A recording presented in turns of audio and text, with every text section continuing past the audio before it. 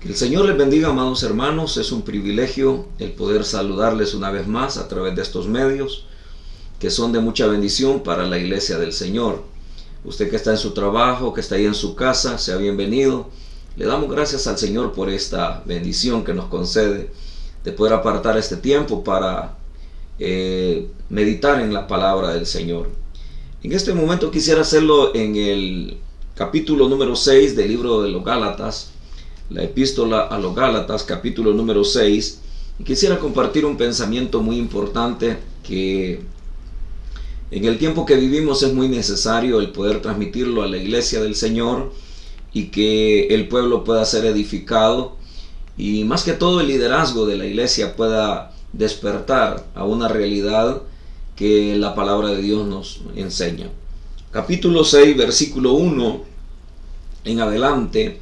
El tema que quiero compartir es cómo tratar con los caídos, cómo podemos ser personas de restauración para los caídos. Leamos versículo 1 en adelante, dice: hermanos, si alguno fuere sorprendido en alguna falta, vosotros que sois espirituales, restauradle con espíritu de mansedumbre, considerándote a ti mismo, no sea que tú también seas tentado. Sobrellevad los unos las cargas de los otros y cumplid así la ley de Cristo. Porque el que se cree algo, no siendo nada, a sí mismo se engaña. Así que cada uno someta a prueba su propia obra, y entonces tendrá motivo de gloriarse solo respecto de sí mismo y no de otro, o no en otro, porque cada uno llevará su propia carga. Oremos al Señor. Padre, te damos gracias por estos medios y gracias por cada vida que, Señor amado, se aparta para estudiar tu palabra, que, Dios mío, se detienen en estos medios para escuchar tu palabra. Te pido que los bendigas. Al que está enfermo, sánalo. Al que está necesitado, provéele, Señor. Permite que tu palabra llegue a cada corazón, a cada vida, y que este tema sea de mucha bendición para tu obra, para tu iglesia, para el conglomerado, Señor, de liderazgo y de todos aquellos que estamos haciendo tu obra. Padre, en el nombre de Jesús, háblanos. Usa mis labios, Dios, para bendecir tu iglesia, tu pueblo. En Cristo Jesús. Amén y amén. Como decía, hermanos, cómo ser personas o agentes de restauración para los caídos. Cómo restaurar a los caídos. Acá el apóstol Pablo señala de que la función o la responsabilidad de los creyentes, en primer lugar, debe de ser el crecimiento espiritual de cada uno de nosotros, crecer en la gracia, crecer en aquellos elementos que contribuyen a un desarrollo fuerte de la obra, en la obra del Señor. Y es ahí donde Pablo se enfoca cuando dice: hermanos, si alguno fuere sorprendido en alguna falta. Está hablando de personas que luchan por permanecer en los caminos del Señor, pero a veces les faltan fuerzas y las personas se debilitan, las personas caen en pecados a veces terribles. A veces las personas sienten vergüenza, dolor, y eso es lo común en un verdadero creyente que ha pecado. Su vida se siente como marginada de los hermanos, y a veces no es que solamente se sientan marginados, sino que muchas veces los cristianos han marginado o se apartan de aquel que ha caído en pecado, su pretexto de que ellos son espirituales y que no pueden contaminarse con el pecado de los demás. Entonces eso lleva a las personas que han caído en una falta a sentirse abandonados, a sentirse tristes, a sentirse como que nunca valió la pena haber sido parte de la iglesia del Señor, y que todo era una mentira, todo era una falsedad, que nunca se gozaron de misericordia, nunca gozaron del amor y de aquella amistad verdadera que se disfruta en los caminos del Señor. Nosotros, hermanos, venimos de un mundo que nos golpeó, que nos hirió, un mundo que nos dio la espalda, un mundo donde estaba marcado por el odio, por la envidia, por el rencor, Y todo eso, hermanos, lo traíamos en nuestras vidas, cargándolo en nuestros corazones. Cuando nosotros llegamos a la vida cristiana, el Señor rompió nuestras cadenas, el Señor quitó nuestro yugo y nos hizo personas ahora que podemos amar, podemos perdonar, podemos extenderle la mano al necesitado. Y eso es lo que el Señor espera de cada uno de los creyentes. Es triste ver cómo en el tiempo que vivimos, después este tiempo post-pandemia que se le ha llamado, es un tiempo en el cual muchas personas volvieron atrás. Muchas de ellas tomaron como excusa el hecho de que la iglesia les dio la espalda en sus necesidades económicas. Personas que padecieron de hambre, sus niños, sus hijos padecieron de hambre. Y no hubo una iglesia que les extendiera la mano. Aquellos hermanos que probablemente pudieron haberle ayudado, no les ayudaron. Personas que esperaban de una oración pastoral, una guianza pastoral en sus momentos de dolor y no la tuvieron. Entonces ellos tomaron esas situaciones negativas como un abandono de Dios para ellos, un abandono de la iglesia, un abandono de los hermanos, y entonces se retiraron de la iglesia. El tiempo ha pasado ya pasaron varios años, y parece ser que la mayoría de las iglesias no logra recuperarse de la falta, de la pérdida que hubo en el tiempo de la pandemia. En parte porque muchas personas, cristianos, se sienten avergonzados, quizás líderes, supervisores, pastores, se sintieron avergonzados de no haber correspondido a los principios y valores de la palabra, del acercamiento hacia las personas, del apoyo de unos hacia otros. Y entonces ahora pues perdieron la confianza que ellos por un tiempo tuvieron, quizás por muchos años, de estar en comunión con los hermanos y de ayudarse mutuamente. Ahora escuchamos a las iglesias y a los líderes de las iglesias en una proyección diferente, y la proyección es ganar personas nuevas, se están levantando nuevas generaciones, y que hay que apostarle a esas generaciones, hay que apostarle a esa nueva gente que no conoce al Señor para llevarles el mensaje del Evangelio. Pero ¿a dónde queda el verdadero espíritu del cristianismo? Donde el Señor mismo, hasta en sus parábolas, cuando habló de la oveja perdida, de ir en busca de la oveja perdida, Él hizo énfasis en dejar las 99 en el aprisco e irse a las montañas a buscar a la oveja que se le había perdido. Y dice la Biblia que la encontró gimiendo, llorando, temblando de frío. Eso habla del abandono, eso habla de la falta del calor de los hermanos hacia las personas que se han alejado.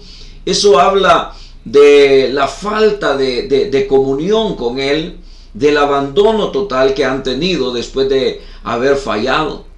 No obstante, el Señor dice, deja las 99 y se va en busca, y cuando la encuentra, le cura las heridas, la toma en sus brazos y la vuelve a llevar al redil.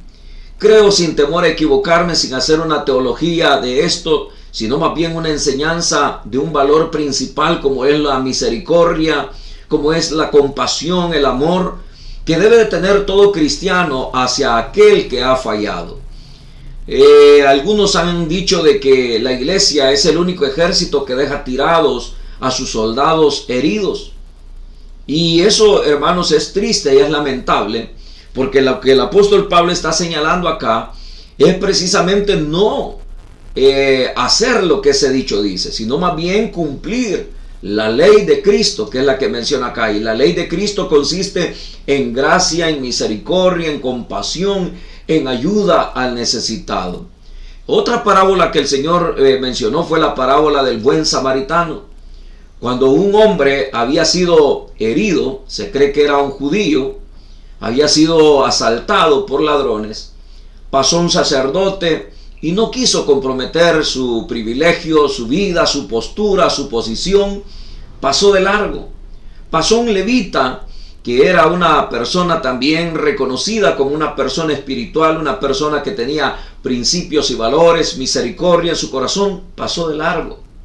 Pero luego pasa un samaritano, y que entendemos por la Escritura y por las palabras de Jesús y de la mujer samaritana, que samaritanos y judíos no se llevaban entre sí. Pero viene este samaritano, dice que es movido a misericordia. Es decir, el principio de la ley de Cristo es la compasión y la misericordia, y este samaritano es movido a misericordia, se acerca, no importando las barreras culturales que habían, sociales que habían entre ellos. Dice la Biblia que lo levanta, le cura las heridas, lo pone en su cabalgadura, lo lleva a un mesón y le dice al mesonero: aquí te dejo este hombre herido, cuídalo, y si cuando yo vuelva ha gastado algo, yo te lo voy a pagar. Eso habla de la misión que la iglesia tiene, de levantar al que está herido, de ayudarle, de fortalecerle, de darle ese aceite para sus heridas, de ayudarle en sus necesidades, no solamente espirituales, sino también físicas y materiales. Una oración por un enfermo, una ayuda económica, lo que uno pudiera hacer por una persona, eso marcará la vida de por vida de esas personas, y ellos vivirán agradecidos sabiendo de que la mano de Dios y la misericordia de Dios se mueve dentro de la iglesia.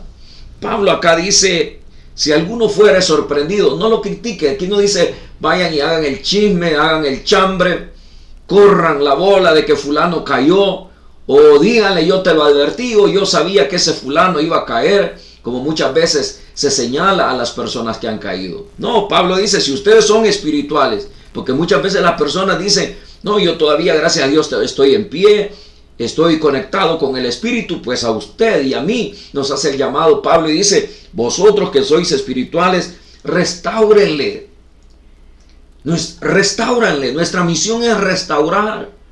Por mucho tiempo usamos el eslogan de restauración. Nuestros eventos eran tiempos de restauración, porque se buscaba la restauración de las familias, de los hogares, la restauración de la comunión entre padres e hijos, esposas y esposos, entre la sociedad misma que había vivido 12 años de guerra.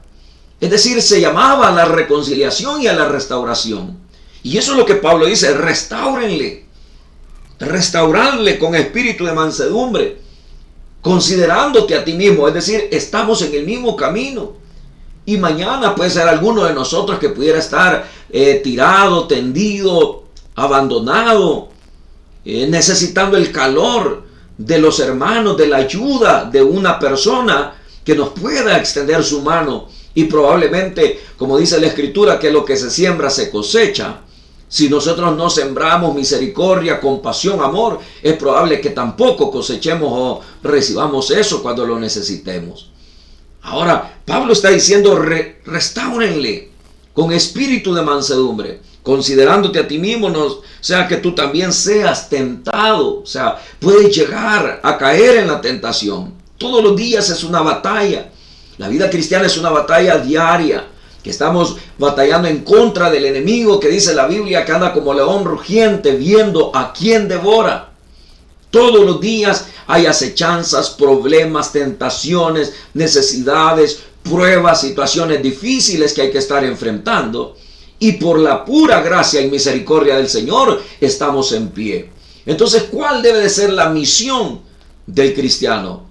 La misión del cristiano, verdadero cristiano, nacido de nuevo, que está en comunión con el Señor, es ir y buscar a los que están caídos, a los que han caído en una falta, no para reprimirles, no para restregarles en su rostro el descuido de ellos. Ya mucho el diablo ha hecho con ellos, acusándoles, apartándolos de los caminos del Señor. Y ahora el abandono también puede hacer a una persona caer en una depresión, en que su autoestima se vaya por el suelo. Entonces allí deben de llegar los cristianos para restaurar a esta persona, para levantarla. En medio de toda esa gente caída, en medio de toda esa gente que ha caído herido en alguna falta, hay líderes, hay supervisores, hay pastores, hay anfitriones, hay pueblo en general, personas que pueden volver a ser de bendición para la iglesia, personas que conocen la palabra, personas que pueden ser levantadas.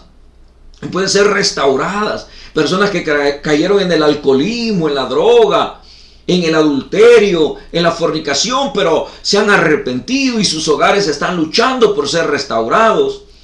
Ahí se necesita la mano amiga, la mano de un cristiano que realmente tenga ese espíritu de restauración para decirle: hermano, no estás solo, hermana, no estás sola, joven, no estás solo, aquí estamos para ayudarte, somos hermanos en Cristo. Me gusta como cuando el profeta Natán le lleva la palabra a David y le hace ver aquella parábola donde se hablaba de una injusticia hacia un hombre a quien le habían quitado la única corderita que él tenía. Cuando David escucha eso, dice: ese hombre debe de pagar 4 tantos más. Y entonces viene Natán y le dice: tú eres ese hombre, has cometido ese pecado, has cometido crimen, asesinato, adulterio. Entonces eres una persona que solamente tienes el nombre, pero has fallado. Pero inmediatamente, cuando él le da la sentencia del juicio de Dios, inmediatamente le da la restauración y le dice: Dios también ha remitido tu pecado, no morirás. Es increíble cómo en el momento, cuando el pecado, se cree que había pasado ya un poco más de un año de la situación pecaminosa con Betsabé, pero ahora la palabra llega. La sentencia llega, pero también llega el mensaje de restauración, el mensaje de esperanza. Si llegáramos a las personas que recién le han fallado al Señor y les habláramos con amor, con misericordia, con esa compasión, con el objetivo de restaurar a estas personas, muchos de ellos se restauraran y siguieran adelante. Pero el problema es que a nosotros nos cuesta perdonar. Nos cuesta aceptar a aquella persona que ha pecado. Nos cuesta como que si hubiesen pecado contra nosotros. Y el pecado es contra Dios, como se lo dijo Dios a Samuel. No te han rechazado a ti, me han rechazado a mí, cuando eligieron a Saúl por rey. Entonces a nosotros nos cuesta perdonar, pero el perdón de Dios es instantáneo. Y esa palabra tenemos que llevarla, esa palabra de restauración. Inmediatamente la persona se arrepiente y pide perdón al Señor. La persona puede ser perdonada y la persona puede ser restaurada. Acá dice: porque el que se cree ser algo, no siendo nada, a sí mismo se engaña. Así que cada uno someta a prueba su propia obra, y entonces tendrá motivo de gloriarse solo respecto de sí mismo y no en otro.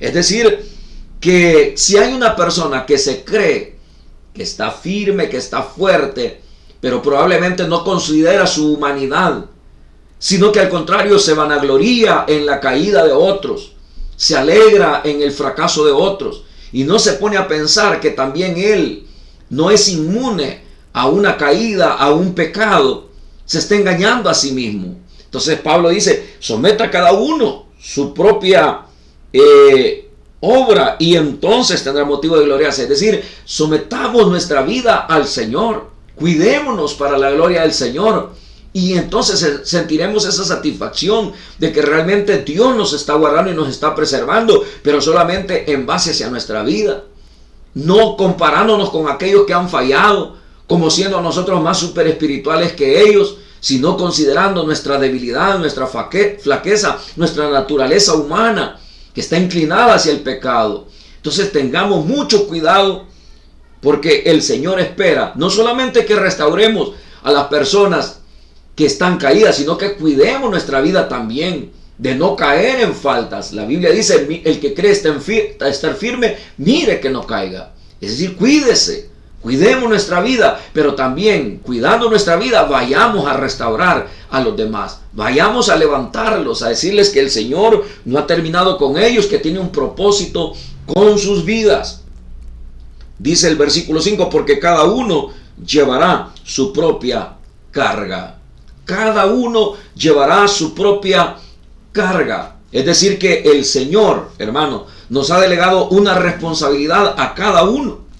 Todos tenemos una responsabilidad delante del Señor, y entonces tenemos que tener mucho cuidado de saber que el Señor está con nosotros, y que si Él está con nosotros, Él nos va a cuidar, Él nos puede ayudar para salir adelante, para que nuestra vida se mantenga firme en el Señor. Todos tenemos cargas, tenemos problemas, situaciones difíciles. Yo no sé qué cargas o qué pruebas, situaciones difíciles usted esté pasando, pero le puedo decir algo con toda seguridad.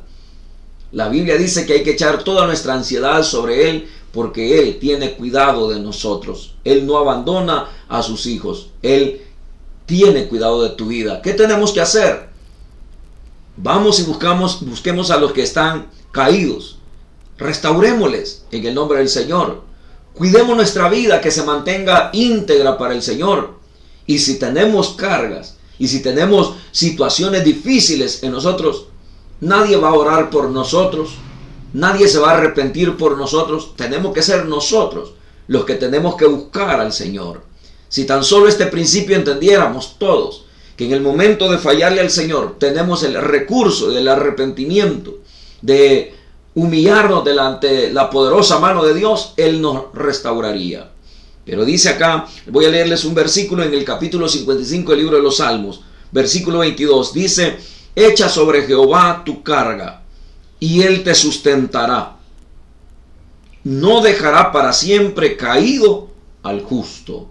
7 veces cae el justo, y las 7 veces el Señor lo levanta. Y aquí dice: echa sobre Jehová tu carga, tu problema, tu pecado. Échalo sobre el Señor. Si le has fallado a Dios, echa tu carga sobre el Señor.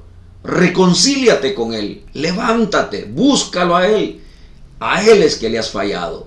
A Él es que le has sido infiel.